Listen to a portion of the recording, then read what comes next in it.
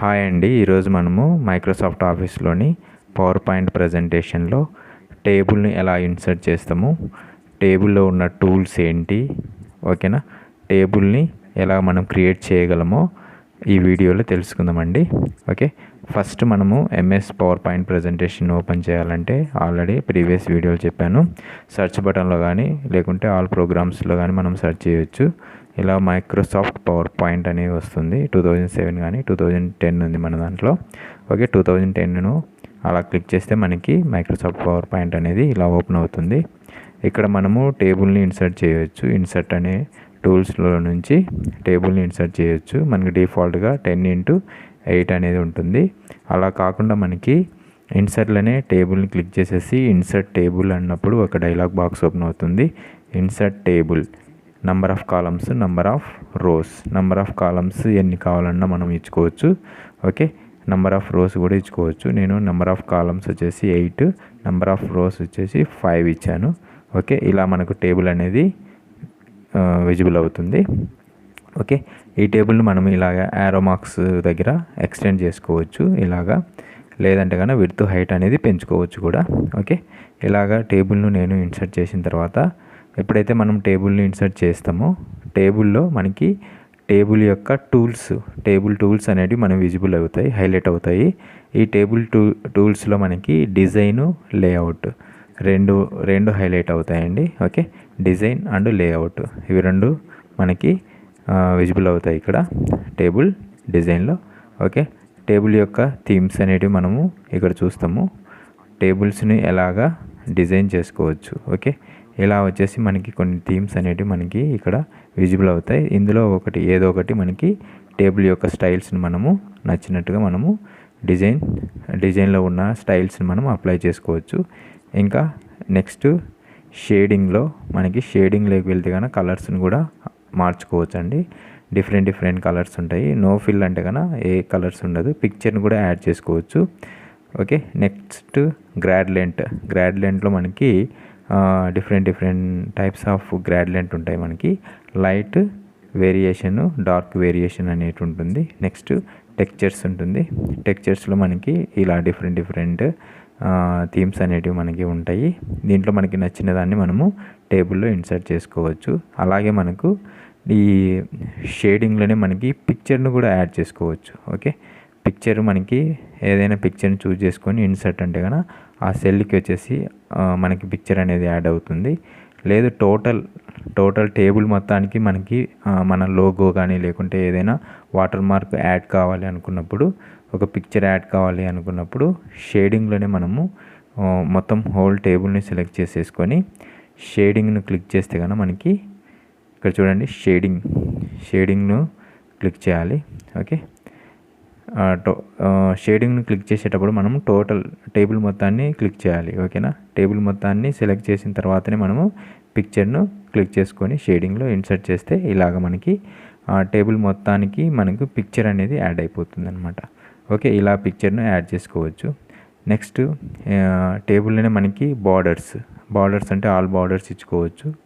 All borders, no borders, okay, top borders, okay, ఇలాగా borders అనేటివి ఉంటాయి మనకి. ఓకే, వర్డ్లో ఎక్సెల్లో ఉన్నట్టే. నెక్స్ట్ వచ్చేసి ఎఫెక్ట్స్ అనేటివి. ఓకే, ఎఫెక్ట్స్ అనేటివి సెల్, బేవెల్స్ అని, షాడోస్ అని, రిఫ్లెక్షన్ ఇలాగ ఉంటాయండి. మనకి దీంట్లో మనకి నచ్చిన షాడోస్ను మనము లేకుంటే కదా మనకి నచ్చినటివి ఎఫెక్ట్స్ అనేటివి మనము టేబుల్స్కి ఇచ్చుకోవచ్చు. ఓకే, టేబుల్స్కి ఏదైతే ఎఫెక్ట్స్ మనకి అట్రాక్టివ్గా బాగా క్లియర్గా ఉంటుందో ఆ టేబుల్కి తగ్గట్టుగా మనము రిఫ్లెక్షన్ అనేది ఇచ్చుకోవచ్చు. ఓకేనా, ఎఫెక్ట్స్ అనేటివి మనము టేబుల్కి అప్లై చేసుకోవచ్చు అండి ఇక్కడ. నెక్స్ట్ వచ్చేసి క్విక్ స్టైల్స్ ఉంటాయి. మనం ఏదైనా ఫాంట్ రాసేటప్పుడు మనకి ఆ ఫాంట్ యొక్క స్టైల్ అనేటివి అలా ఉండాలి అనుకుంటే కనుక మనకు ఓకే, ఇక్కడ వచ్చేసి మనకి ఫాంట్ యొక్క స్టైల్స్ అనేటివి మారుతుంటాయి. క్విక్ స్టైల్స్ అంటారు దీన్ని. ఓకే, ఈ స్టైల్స్కి మనము బ్యాక్గ్రౌండ్ ఓకే కలర్స్ కూడా ఇచ్చుకోవచ్చు. అంటే ఫాంట్ యొక్క కలర్స్ని కూడా చేంజ్ చేసుకోవచ్చు.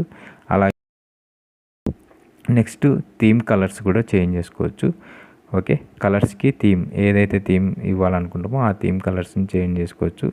ఇక్కడ కూడా ఫాంట్కి షాడోస్, గ్లో, రిఫ్లెక్షను, ఓకే, ఇలాంటివి కూడా ఇచ్చుకోవచ్చు. మనకు ఏదైనా ఫాంట్ రాసినప్పుడు, లేకుంటే ఏదైనా హెడ్డింగ్స్ రాసినప్పుడు, లేదంటే ఫస్ట్ లెటర్ ఇలాగ వెరైటీగా అంటే డిఫరెంట్గా కనబడాలి అనుకున్నప్పుడు మనము ఈ థీమ్స్ అనేటివి మనము లెటర్స్కి అప్లై చేసుకోవచ్చండి. ఓకే, ఇలా మనకి వర్డ్ ఆర్ట్ స్టైల్స్లో మనకి ఇవి అవైలబుల్లో ఉంటాయి. ఓకేనా. నెక్స్ట్ వచ్చేసి మనకి ఇక్కడ కలర్స్ కూడా మనం చేంజ్ చేసుకోవచ్చు. ఓకేనా. నెక్స్ట్ మనకు వచ్చేసి డ్రా బార్డర్స్, అంటే బార్డర్స్ని కూడా డ్రా చేయొచ్చు. ఇక్కడ వచ్చేసి మనకి టేబుల్లో బార్డర్స్ చేసుకోవాలి అనుకోండి, డ్రా బార్డర్స్ ఉంటాయి. డ్రా బార్డర్స్ని క్లిక్ చేస్తే కనుక మనకి పెన్ కలర్ కూడా చేంజ్ చేసుకోవచ్చు.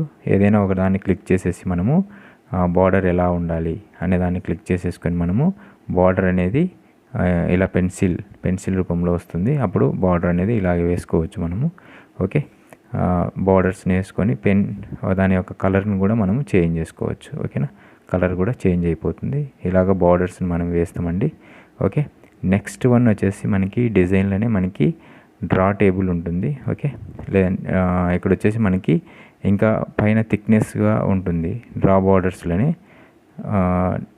బార్డర్స్లో thickness and light, no border అని థిక్నెస్ను ఏదైనా సెలెక్ట్ చేసుకొని అలాగ డ్రా చేసుకోవచ్చు. డ్రా చేసుకుంటే మనకి టేబుల్లో అనదర్ కాలం అనేది మనకి డ్రా చేసుకోవచ్చు. కాలమ్స్ కానీ రోస్ కానీ డ్రా చేసుకోవచ్చు. ఓకే, ఇలా డ్రా టేబుల్ చేస్తాము. నెక్స్ట్ ఎరేజ్, టేబుల్లో ఏదైనా ఎరేజ్ చేయాలి అంటే కనుక ఎరేజ్ చేసుకోవచ్చు. ఓకేనా, ఎరేజ్ని మొత్తం సెలెక్ట్ చేసామనుకో టేబుల్ మొత్తం ఎరేజ్ అయిపోతుంది. ఓకేనా, ఇలా డిలీట్ అయిపోతుంది. ఓకే, ఇలాగ మనము డిజైన్లో మనము ఈ టూల్స్ అన్నీ చూస్తామండి, రిబ్బన్స్. ఓకే, నెక్స్ట్ వచ్చేసి లేఅవుట్లోకి వెళ్తే కనుక మనకి వ్యూ, గ్రిడ్ లైన్స్, నెక్స్ట్ వచ్చేసి delete columns, delete rows, delete tables. Delete column అంటే కనుక ఎక్కడైతే మనకి యారో బ్లింక్ అవుతుందో అక్కడ నుంచి డెలీట్ అవుతుంది. డెలీట్ కాలము, డెలీట్ రో, డెలీట్ టేబుల్. ఓకేనా, రో కావాలంటే రో డిలీట్ చేసుకోవచ్చు, కాలం కావాలంటే కాలం డిలీట్ చేసుకోవచ్చు. టేబుల్ మొత్తాన్ని అయినా మనము సింపుల్గా డెలీట్ని యూజ్ చేసుకొని డిలీట్ చేసేయచ్చు. ఓకే, ఇలా మనకి లేఅవుట్లో ఇంకా వచ్చేసి ఇన్సర్ట్ అబౌవ్, ఎక్కడైతే మనము యారోను మూవ్ చేస్తూ యారో కర్సర్ అనేది బ్లింక్ అవుతుందో అక్కడ మనకు ఇన్సర్ట్ అబౌవ్, దానిపైన ఇన్సర్ట్ అవుతుంది. ఓకేనా, insert below, insert left, insert right, ఇది వచ్చేసి merge cell. Okay, insert merge cell అంటే కనుక మెర్జ్ అయిపోతుంది. ఓకే, స్ప్లిట్ అవుతుంది.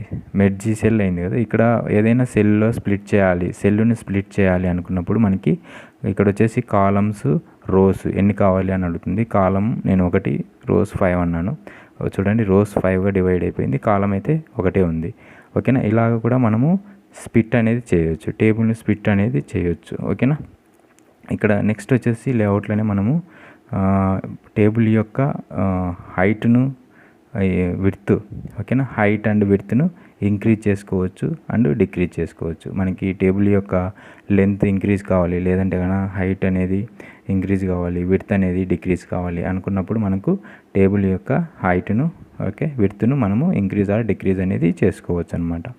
ఓకే, నెక్స్ట్ వచ్చేసి మనకి దీంట్లోనే మనకి ఏం చేస్తామంటే కనుక మనము ఎక్కడైనా హెడ్డింగ్స్ రాయాలి, ఈ టేబుల్లో నేను హెడ్డింగ్స్ రాయాలి అనుకున్నప్పుడు మెర్జ్ సెల్ని యూజ్ చేస్తామండి. ఓకే, సెలెక్ట్ చేసేసి దాన్ని మెర్జ్ చేసేస్తే మెర్జ్ అయిపోతుంది.